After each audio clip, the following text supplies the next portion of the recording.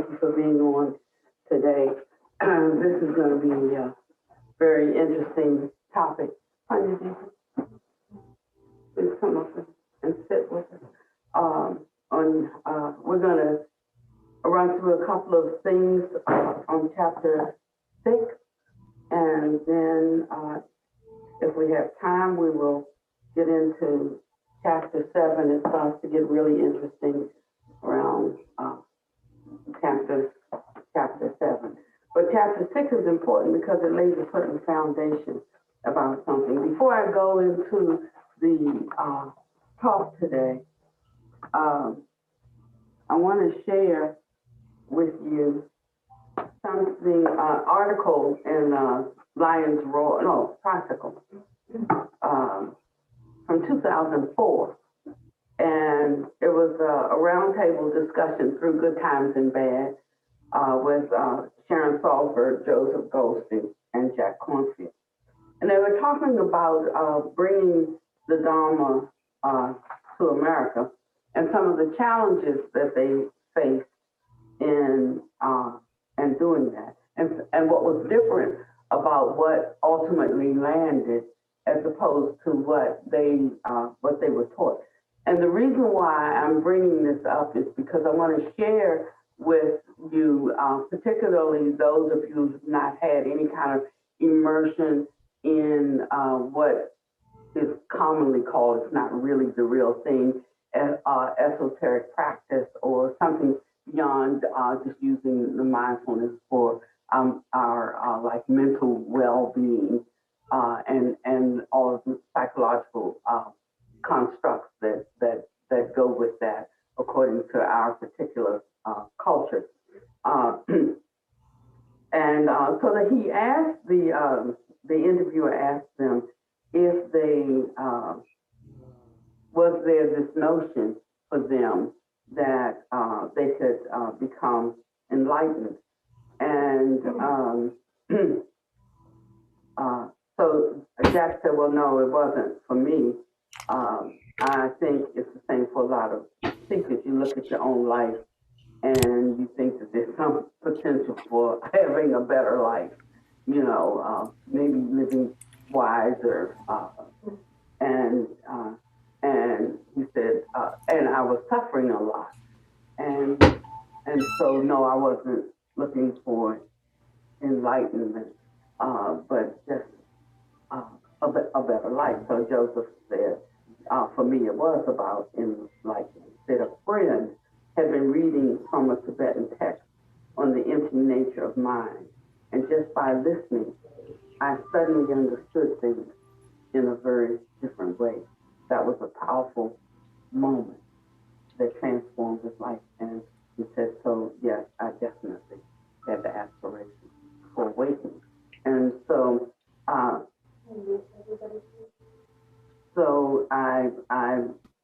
I bring this up because although the Vipassana movement is decidedly, the mindfulness movement is decidedly most exercised and walked out in a very pragmatic, rational, psychological, mindful kind of way, that it had its roots in something else that completely transformed the lives of those three teachers when they encountered it, and it has that same potential and power today if the same teaching is offered. And so they talked about their meditation master, Deepa Ma. All three had studied with her at different times, and they would talk about how just in the normal course of interacting with her, there were things that she knew or things that she saw, or they said even at one time she walked in the room, she just walked straight through the wall into the room. And so when I tell you these stories, I'm not the only one. That's what I'm saying. And the ones who teach this as a very logical, pragmatic kind of philosophy for living also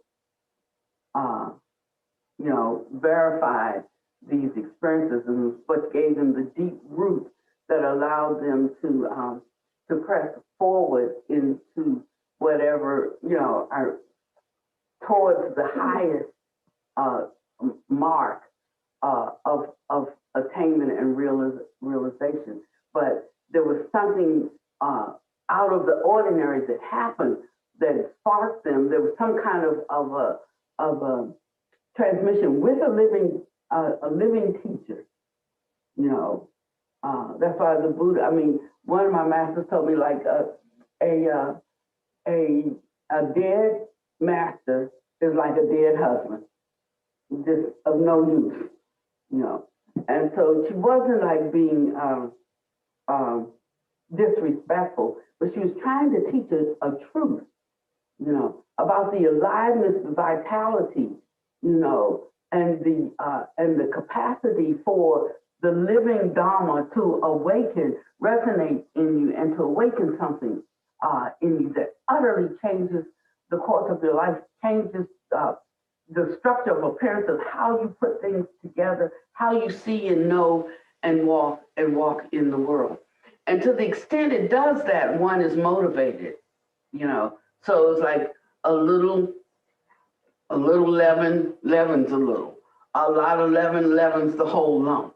So a lot of our own released capacity for entering into the truth of the Dharma is dependent upon the Dharma that we receive. That's what I'm saying.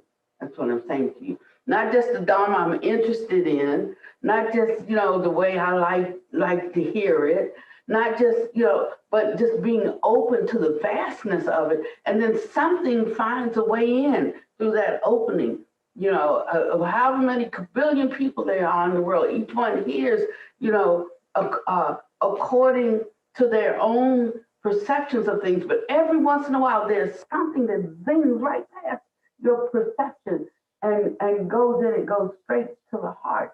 And it flabbergasts the mind, and it lets the mind know that there is something to know, but beyond what we have already ascertained that we want your agreement on that this is the way to hold that view, or beyond our capacity to even imagine the kind of relief and relief that is available because we are so well acquainted with the vicissitudes of life and from the underground, from the underside, from the underbelly.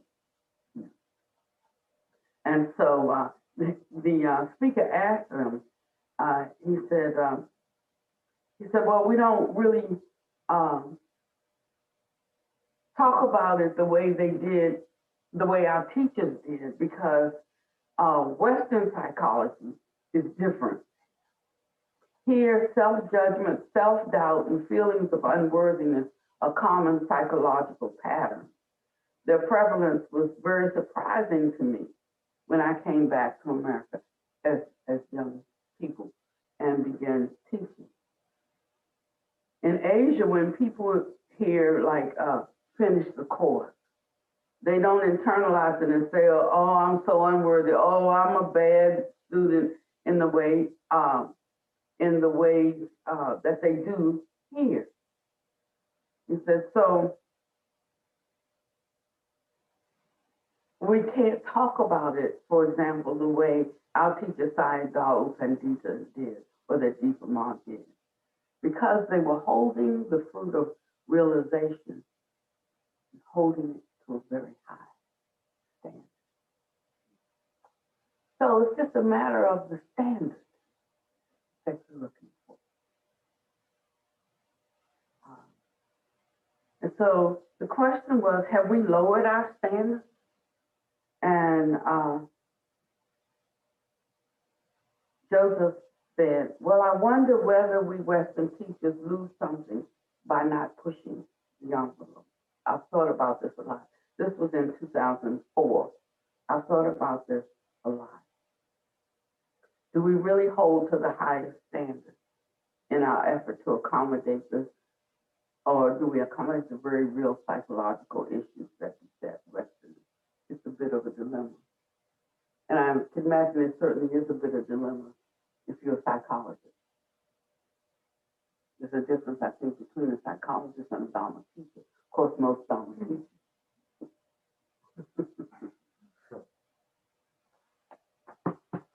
A psychologist.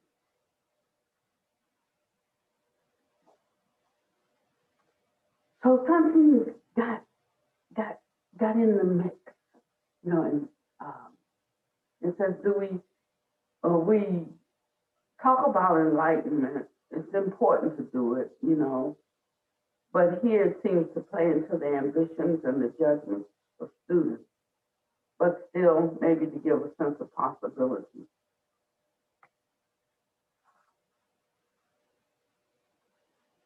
Without them seeing it too much as a consumer item, something they can get.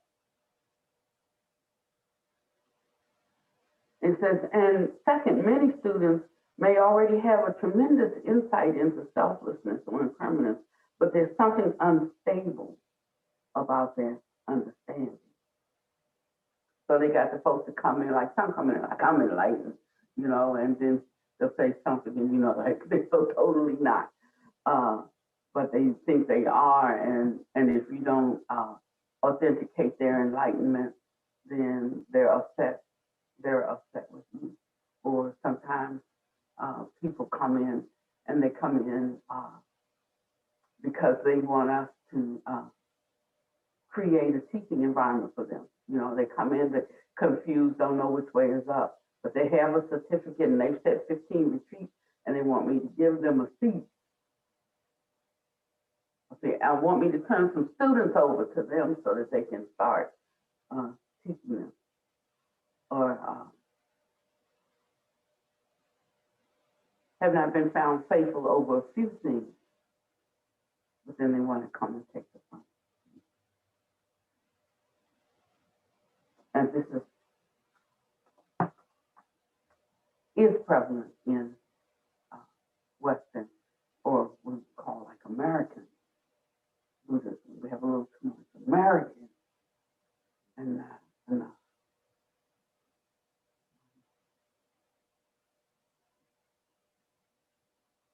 Of the Buddhist teaching. So he said one of the big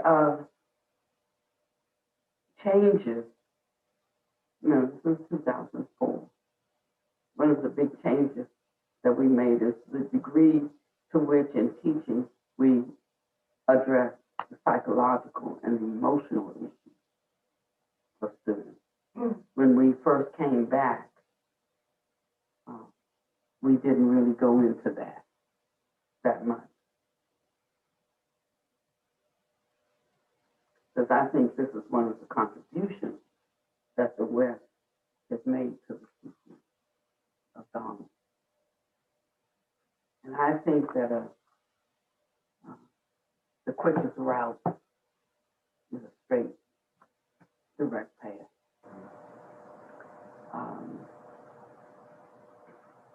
That the promise that the Buddha held out was far greater than anything Freud suggested was possible. He offered a total liberation from suffering, and he didn't settle for what we consider normal or well-adjusted. Those were only starting points. And so he said, this was Joseph, so I guess in a way we're all trying to find the right balance in the teaching.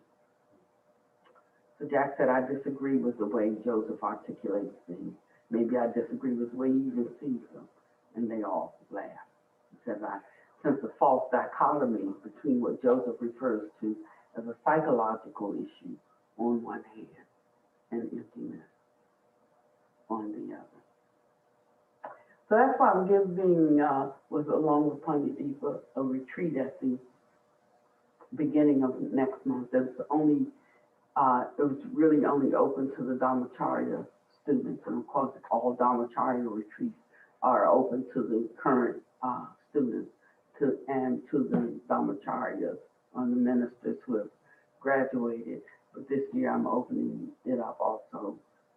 That was just a last, signal at the last minute. Before I found this article, opening it up to those who have applied or who are on the waiting list for the next Dhamacharya, should there be one, and also for those in Tuesday or Thursday class, not the Sunday, but Tuesday or Thursday class, because we're coming into a season, and while we're all happy, there's going to be a lot of challenges ahead, and there needs to be clarity and focus. There needs to be depth of understanding and capacity, a capacity to hold the container beyond mere words, healing our families who've been divided over issues. And I came to the conclusion to do this particular retreat after having, so that you haven't seen me the past 2 weeks, because I've been doing one-on-ones with all the Dhammacharyas, and each one takes an hour, hour and a half. And we've got quite a number of them. And but to a one, as soon as we would sit to open the conversation, there was this bright, happy smile. But I could look right behind the eyes, and I could see the heaviness. I could see the weight. I could see the sorrow. I could see the anger. Different things with different people. But okay, so we're going to start. But first, can you kind of tell me what that wall of tears is behind the eyes?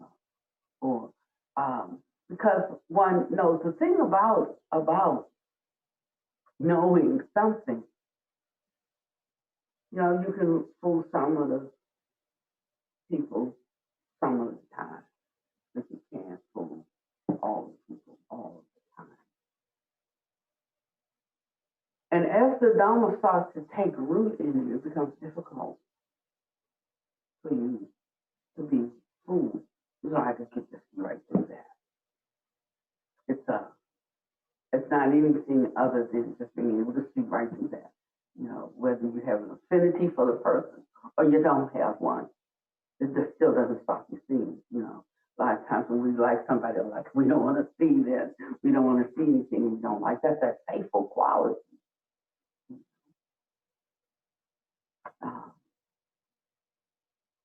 But we still have to see what we see, know what we see.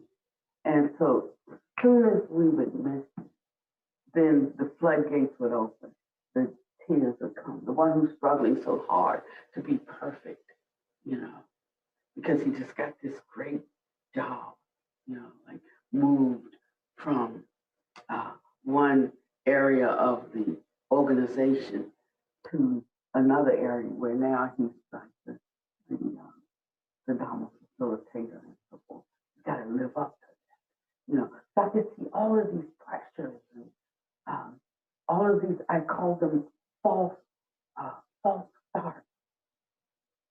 And so we're going to have a conversation over the weekend on this retreat for 4 hours a day. Keeping it real,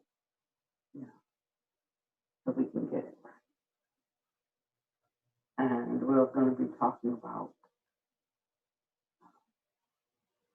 what the Buddha has to say as opposed to so much of our modern day psychology. So don't miss it.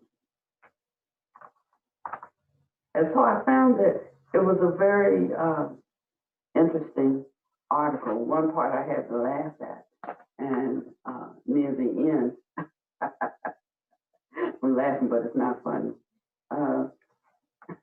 When they were asking what they would do now that they were approaching 60, and they said, we have no idea. It's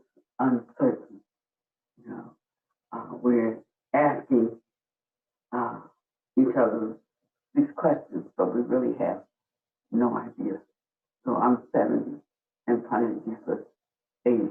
The kids, they better recognize.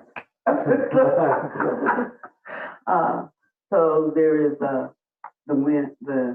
wind of change in the air. You know, it cannot be the same thing all the time. And they asked if they had any regrets, and Sharon said, I wish I had spent more time with my kids.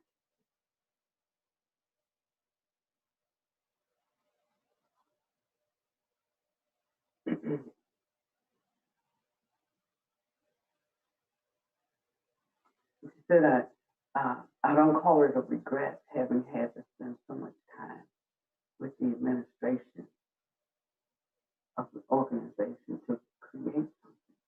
But I just wish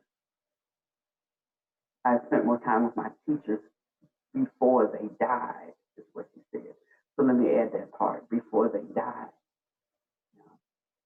And I remember when uh, I met Master Karuna Dharma, and I asked her to be my teacher. She said, why do you need a teacher? I said, I think every teacher needs a teacher. And so she said, well, maybe you've had all you're going to get in this life.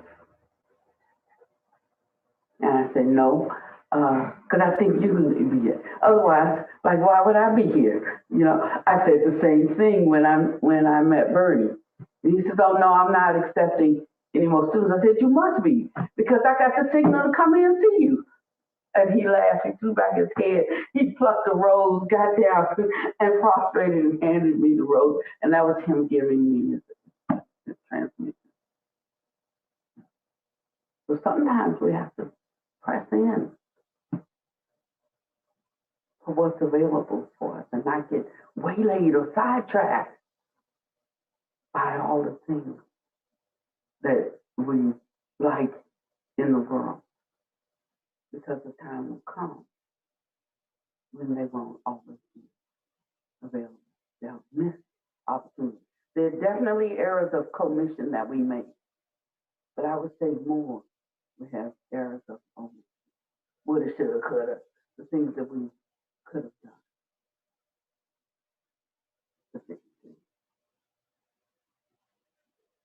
And then the other thing that they said was that they were happy now, 35 years down the road then, so around 50 years down the road now.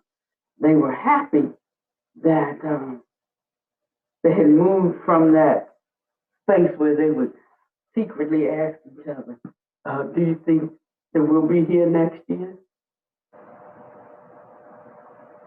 Because they didn't know how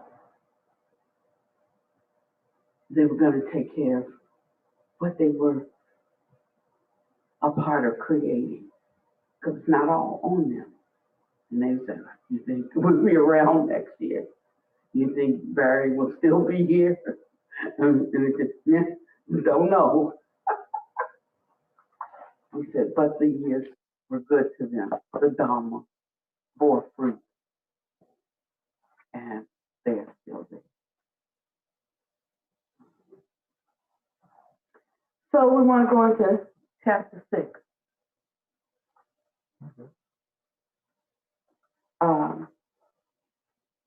And if you have your books, if you turn to page, in the beginning of chapter 6, they were talking about Milarepa's powers that sustained him when he was cut off by the deep snows and the glaciers of Mount Everest during the winter. And there were things that he had to learn, and just in order to survive. So it wasn't necessarily about having supernatural powers just to say Superman, you know, but it was some of this was just necessary to the survival and the wisdom that gathered that they partook of to be able to be there in that place to get what they needed. And so there were some yogis in this place that he arrived at in this leg of his journey in Tibet. And you notice that every place had something different. And he put all the pieces together and he got a full idea about something, a full understanding that strengthens his faith. Faith. There's a song that Stevie Wonder used to sing. If you believe in things you don't understand, then you'll suffer. So we talk about superstition, but superstition is not necessarily superstition. Is you don't understand by what means it works. You know. And I read the story about when the ships came over the Armada, and the Indians were looking, at those, but they could not see the ships because they had no reference for it. So sometimes we can't see a thing because we have no reference for it. It was like holding up the picture Tuesday and saying, "What is this?" And everybody agreed it's a bird, and it was an eagle flying. But the teacher, Trumper, Rinpoche said, "No, this is a picture of the sky." Because his vision was around the vastness and not the peculiar particular thing. And so it depends on where our vision is, what we will see. So a lot of the disagreements that we have is not just because we have like different views, but it has to do with our vision. You hear me? You understand? It's that can help us in how we relate to others who have a different view. I don't understand how he could think that way. Oh, maybe he needs corrective lens. Maybe that's all. Maybe really a good person, just blind, But if we think in these kinds of ways, then we will write the right script. We'll give the right prescription. We'll do the right thing. We'll say the right thing that will create some spaciousness. Say, oh, no, it's the sky.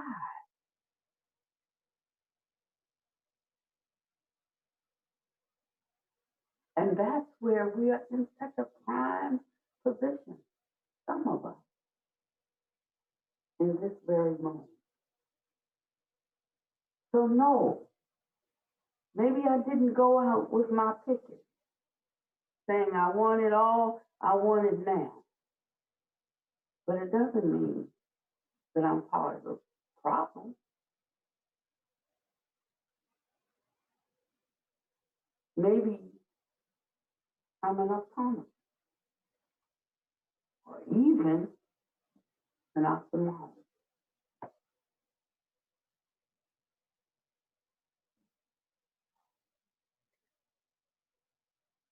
If we hold disagreements around views in this way, there is the possibility, the great possibility, of resolving our differences and our issues.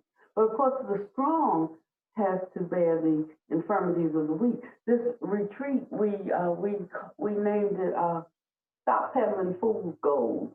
I know that doesn't sound like something a Buddhist nun should be saying. So we have such wonderful ways of saying things, and we like those nicey ways of saying things. But I'm serious, so I stopped peddling fool's gold. Out here teaching and selling lead for gold.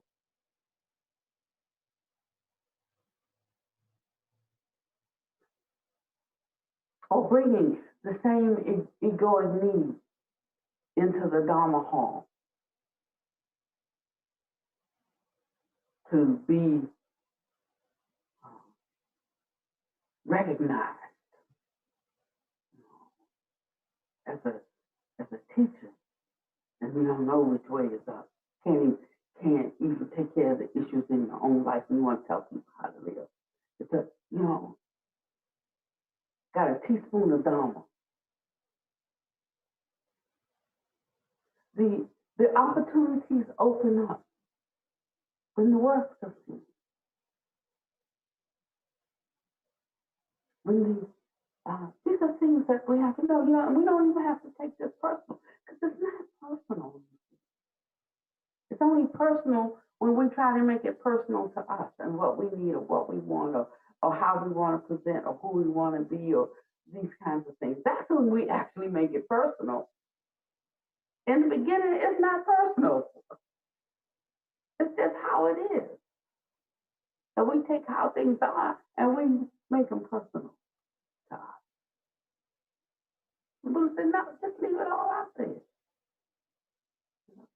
Approach it, observe, know what's what, but leave it there. No. We just take it all in. And then it becomes us.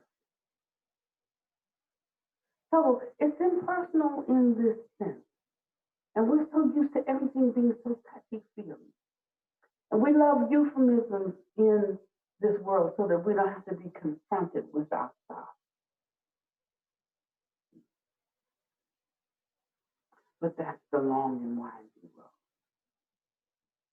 The Buddha said the direct path. He said there is this way.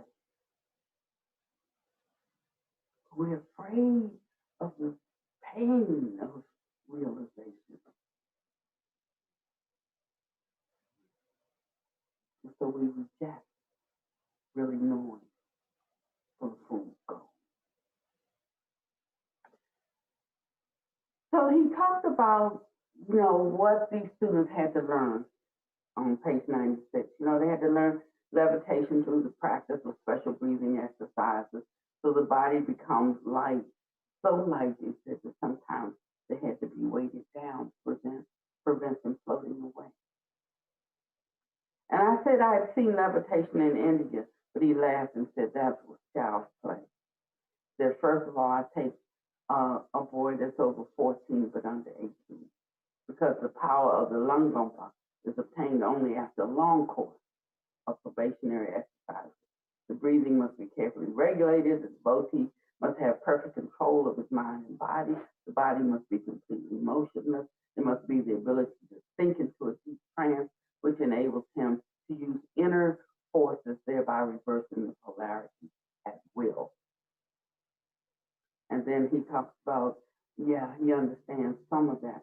He said, but I have no intention of trying to master this science because I don't have the time. You see, my work is in another area. My work is in the area of healing. But the privilege that I may know how it is done and I'm allowed to see it will help me in my own work. And so that was the wisdom speaking there, because of what confidence we get when we know the efficacy of things, and when we know what things are possible. It expands. It's like there was a fish and a frog, and they would play together in the pond. And one day the frog hopped up, and he hopped away for a while, and then when he comes back, the fish says, "Where you been?" He said, "Oh, I've been hopping around dry land." He said, "What's dry land?" And he had no, and the frog couldn't explain it to him. The fish had absolutely no reference for dry land. Like trying to explain the color blue to a blind person. It's so first you have to have some frame of reference, and that's why expanding your knowledge beyond your acceptable concept of what's real and what's possible is so important.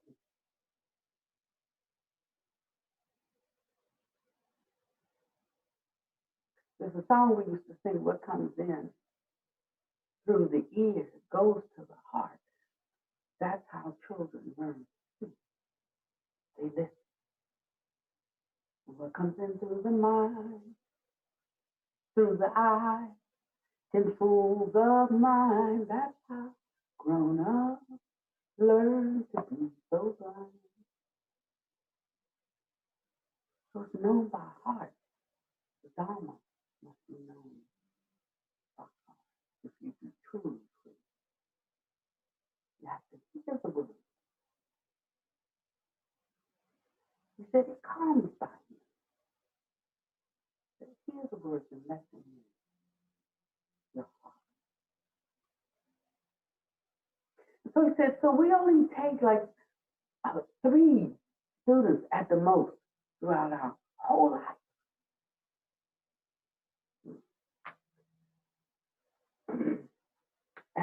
And they work with those 3 students. And so then they talked about some other things and they went on. And he talked about another Geshe. His science was the art of telepathy or reading the mind. And so he said, like it's very simple, this one who was practiced and developed and skillful in that. He said, it's like this. Thoughts make waves in the ether similar to radio waves. And it's common knowledge that there's a multiple number of radio waves in the ether at the same time, and that one interferes with the other. These invisible waves become audible when you have an instrument to receive them. They're modified and transformed back into the sound. Says now, man has a broadcasting and a receiving set. The pituitary gland is the projecting organ, the pineal gland, the receiving organ. And he goes on and he talks about this. He says, though the thought waves are sent out by one person to another, who if he be in tune, will receive them. This must be done without effort, and as a receiving it, you must not try to interpret it consciously, but you must allow the feeling to come into the mind. And this feeling is transformed into thought, and you begin to know what you see. So it's not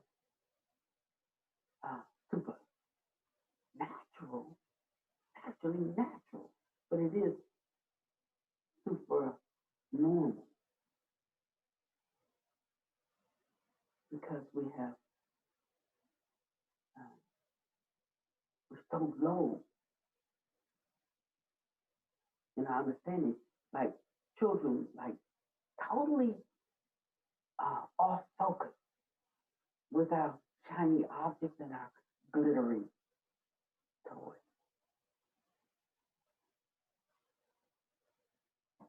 Then he spoke of another one, said, you're a natural born receiver because you are a medium who speaks from inspiration. You just speak without thinking. Now I'm talking about different ways, different manifestations of things that appear and show up. And some don't even recognize it. Some recognize it, don't know how to use it. And some just through the means of doing what they do stumble upon it, but don't have the virtue to use it wisely or to hold it wisely.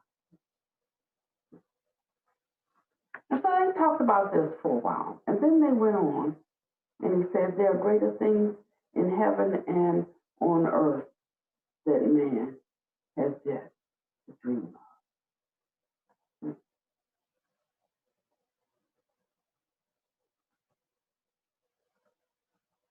Because light and sound are carried on by ether waves.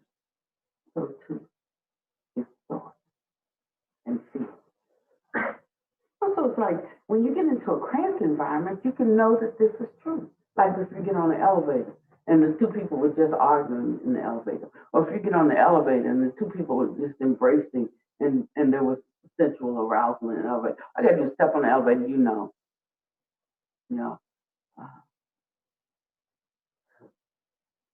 or when your kids are down in the basement and you head down the steps.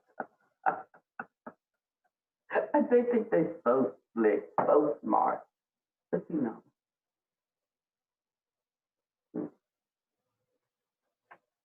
But because we prize other things more than this kind of intuition, natural capabilities available to us,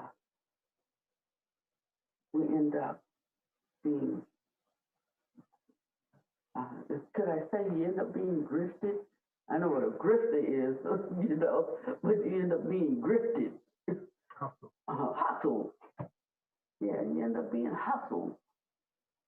And that's nobody's fault but ours. I used to say, if diabetes killed me, don't y'all feel sorry for me because it's nobody's fault but mine. Because I choose that cake or I choose or whatever. Of course, now that it's a little worse, I'm not saying that. I'm trying to get that thing right now. It may be too late, it may not be too late. But what I'm saying is it's a truism. Part of this is just really taking responsibility for something. But there's something so empowering and wonderful about taking responsibility for ourselves, the good and the not so good. You're just owning it. That's all. Got to own it. You're just owning it. That's all. Why is it so hard for us to just own it? I mean, the thing is, the fools can't see it. And the wise already see it. So the only one who's not, that it should matter to is you.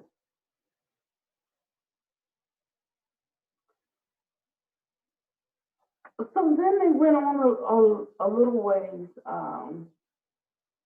They said most people do not want to be alive. They want to be put to sleep to escape the world.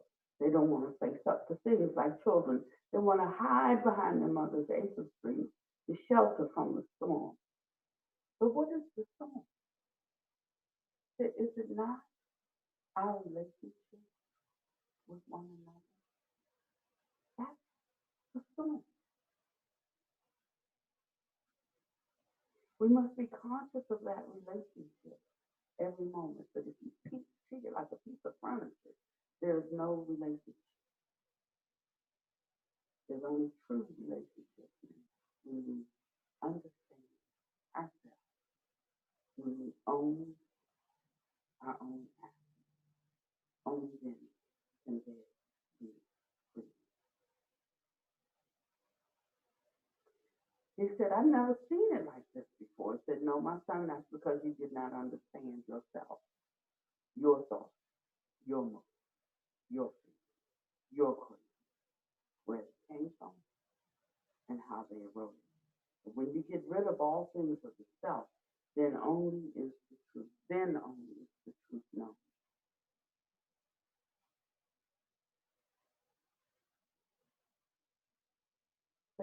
If you are influenced by only your experience, by what is in your mind, then you cannot give expression to what is beyond your mind.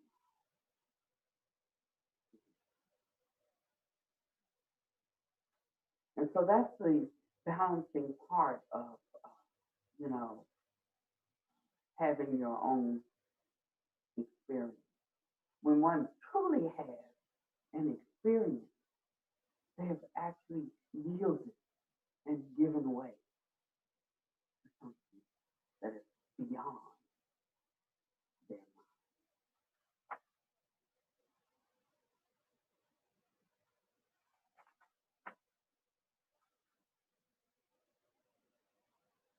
Then he went on in 110. He said, here where we live, some of our people practice polygamy and some practice polyandry. Polyandry, means that the wife has more than one husband. And I guess polygamy means that, I don't know, somebody got more than one spouse. He says, it's all that would never work in my culture. He says, no, because we have a different understanding about things. So I think about people talking things. Whenever I speak with my children, I have children and my husband has children, and they're just our children. They're not steps. They're just our children. But we have to make it one person removed as my stepson, whatever. He said, but we have no such thing here. He said, when the wife has more than one husband, it's like this. If she marries the oldest son, then she accepts the younger son as well. And when she has her times of being with them individually, and if she has a child, nobody knows whose child it is. But it doesn't matter because the younger sons are called uncles and the eldest is called father. But if she marries the youngest son, then he becomes her only husband. So that's our culture says it works very well. No child feels abandoned or neglected in our country.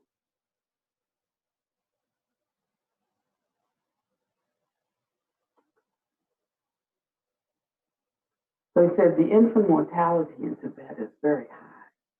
So we consider every child precious. And I thought that it was an interesting conversation to have. And he said it would not do for the women in the West. But I think it would not do for the men in the West. Yeah.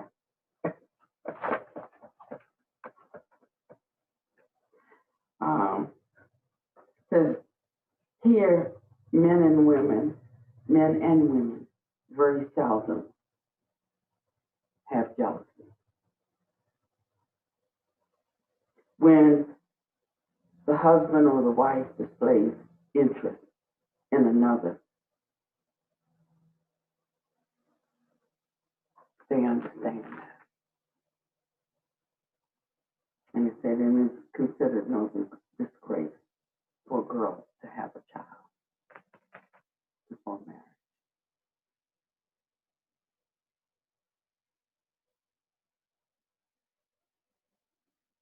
They said, well, how do you know whose turn it is tonight? He said, whoever's boots are outside the door. He says, and if they approach and they see the boots, oh well, then they go and just enjoy the family. I'm talking about the freedom from jealousy. In a country that's harsh and living is harsh and most babies will die. And we might judge them in a particular way according to our view. But we do better to judge our own way and our own view.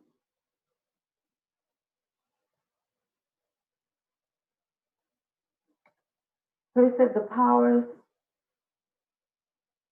of a man are hidden from the unenlightened, and also only those who have understanding can use. And I think that that ending in chapter 6 was really good. Because as we go in through the rest of the book, it's going to start to really, really get interesting. It could actually blow your mind unless you stay with me. Powers of a man are hidden from the unenlightened. And only those who have wisdom can use.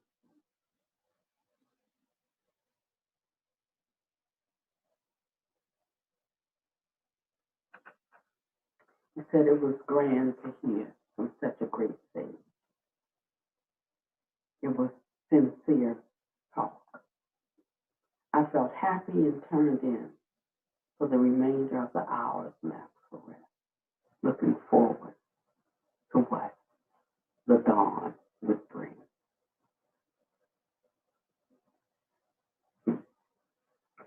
And so, in the next chapter, if you read chapter 7, did most of you read chapter 7? Yeah? Okay. And So he talks about this expanding capacity to understand and see things. First, he talked about how to resolve what appears to be very delicate and touchy matter. Because we just talked about polyandry and polygamy, right? And now here's a situation. As soon as you talk about it, I'm gonna tell you, the stuff comes right up. So now here's a situation where a woman is really in love with the younger son of the family, and she was married to the elder. But this son really loves her, and he can't accept sharing her with the elder. But he knows that that's the custom and that's the way. So he packs up and he leaves and he goes to wherever he went, Calcutta's a long way from Tibet. And now she's pining because he's gone. He accepted the conditions and she is sad. So he goes over and he talks with her, Miss Rinpoche.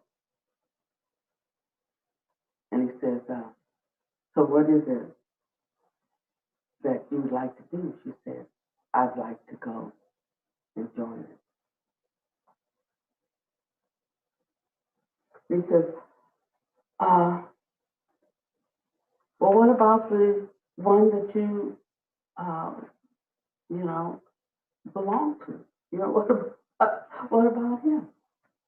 But in that same way of one not being so attached, like, she's mine, or I'll die if I can't have her, or my pride won't let me give her up.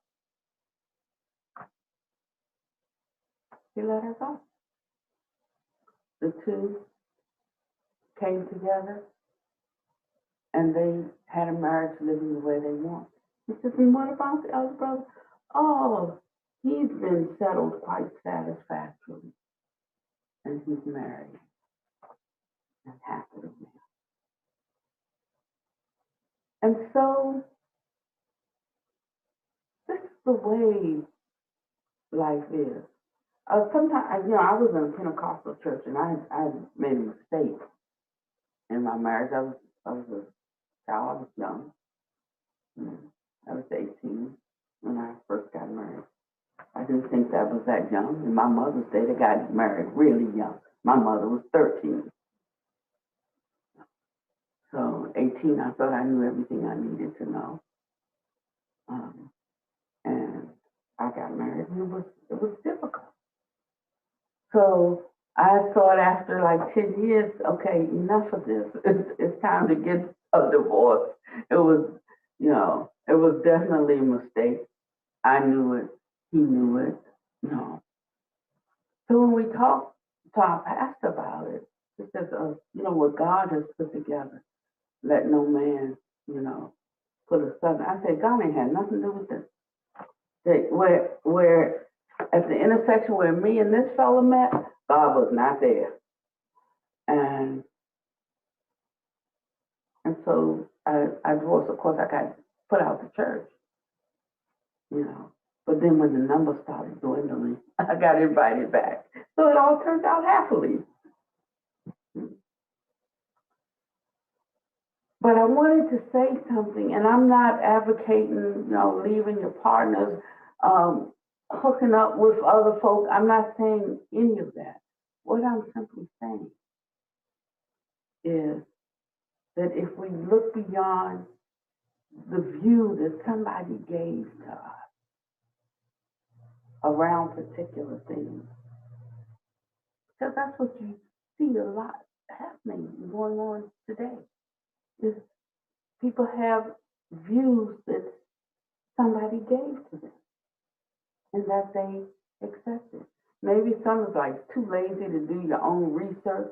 Flip the channel and look at another channel and see what they have to say. And then ask yourself, which one makes the most sense? Or maybe, things that are culturally ingrained that we don't even recognize is there.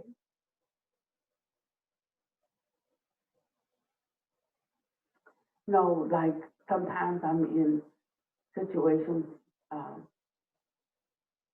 like in leadership circles, and I'm sort of like the only one, and everybody can freely express what they have to say. You know, they can be animated in saying it, but if I express where we came from, y'all have to be a little quiet, or maybe even seen and not heard, things like that. That's cultural. But what does that have to do with me? Except for me to understand that that's a cultural issue. That's a view somebody gave. So I don't have to be so upset about that unless I don't feel confident, within myself to be there. If not, go home, keep training. And when you're stronger, come back. Come back ready. Come back equipped. Take your responsibility for your own unreadiness.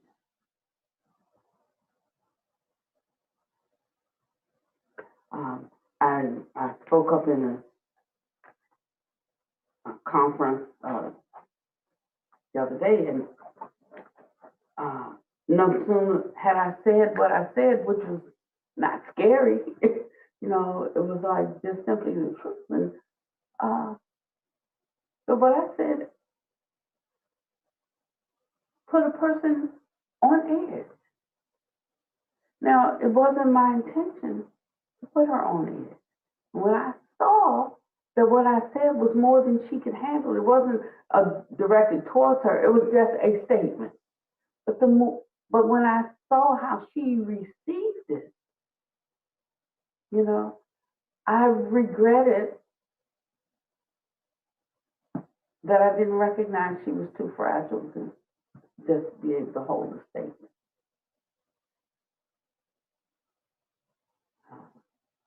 Maybe I chalked it up to what she said about she didn't have a teacher, embodied teacher. They had these mystical encounters that he'd given her all this wisdom. So I took her at her word. But maybe I could have picked up the signal. Actually, I did pick up the signal. But I thought I could address it and handle it by just being frank. And she could see that you don't have to be fragile to make everything come out all right. You can just openly just talk about it. And that's so scary for some people.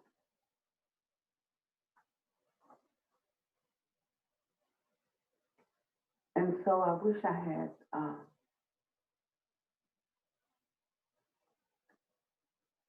even just let her response be her response. But when she said, yeah, but you said such and such, I said, no, that's not what I said.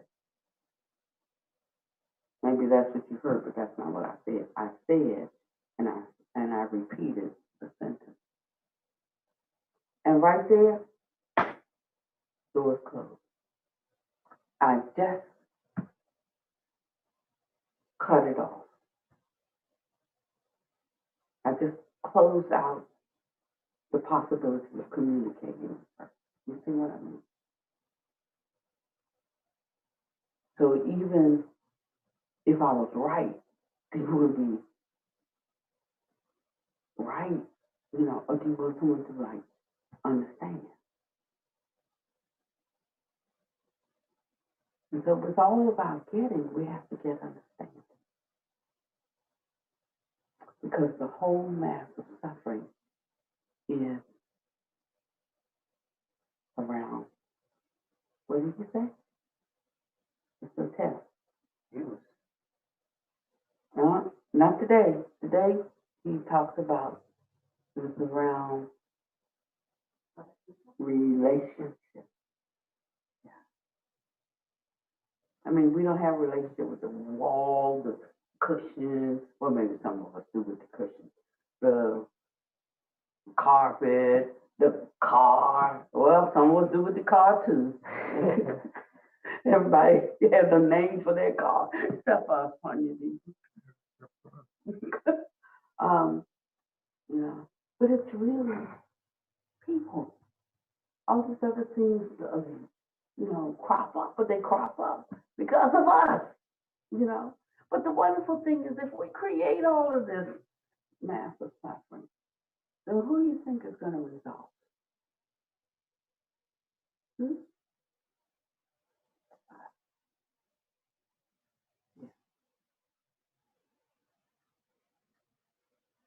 And when we're ready to do that,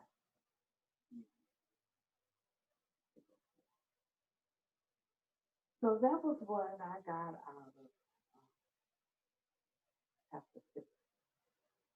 Just opening this wide and get prepared for some of the other things that we can see.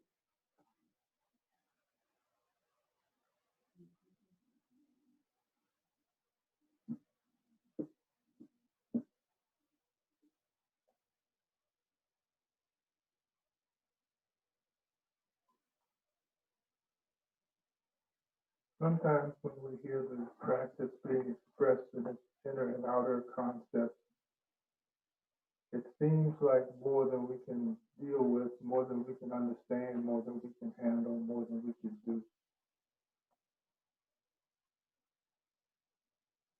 But I don't want anyone here that's heard this message today to get discouraged and give up, because it all has a starting point, and that's in this moment.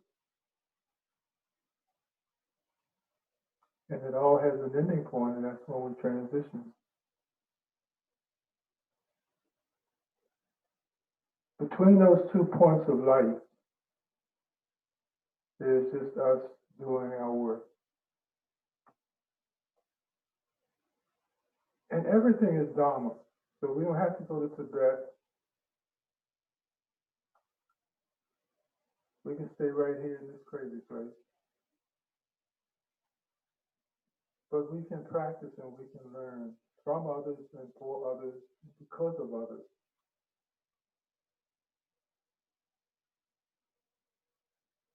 So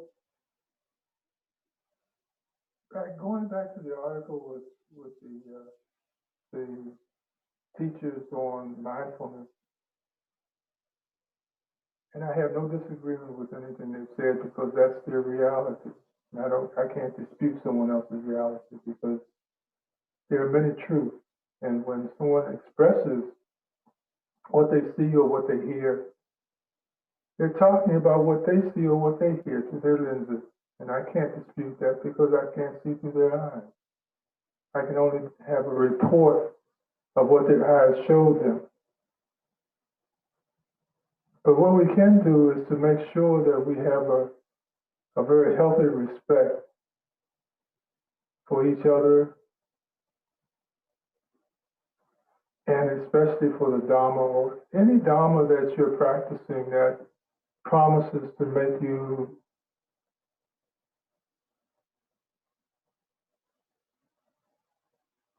someone who doesn't bring injury to the world. So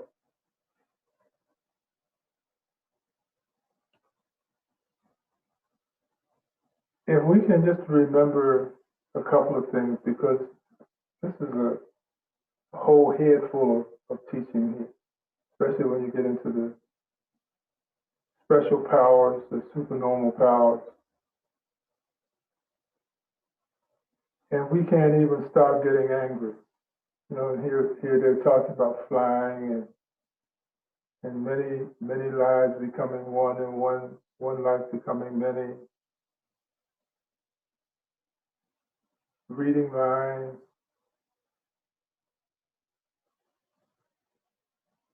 It seems like such an awesome task, a daunting task. But if you remember, it starts out with just respecting each other. And they call it sila. virtue, but it's just about respecting each other. So start there, and that will take you to peaceful and great places. So start there. I think it is my opinion that when the Dharma, when the theology that is called Buddhism was brought back to the West, there was a preordained container for it to fit into, and that was mental health, psychology, psychiatry. And that was not always, that wasn't because the majority of them felt that this was the best avenue for introducing this particular teaching. But it was more about finding the teaching, finding the Western concept that would allow the teachers who came back to make money.